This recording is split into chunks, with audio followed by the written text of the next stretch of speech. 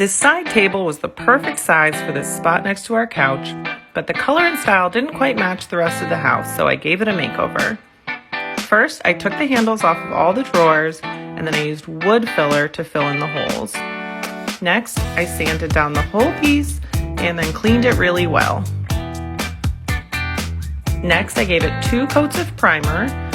I like to use tinted primer when I'm painting with darker colors.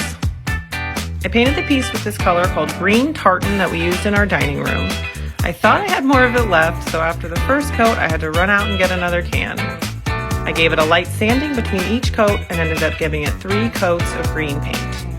Then Ashley came out to keep me company while I sealed the piece with a few coats of polyurethane. Once it was dry, I cut out pieces of this gorgeous peel and stick wallpaper that we got from Amazon and stuck them onto the drawers. Then we drilled new holes into the drawers for these cute little gold knobs, screwed them all in, and here's the finished piece. I'm so excited about how this side table turned out and how well it matches with the rest of the house now. Follow me for more furniture flips and colorful home decor.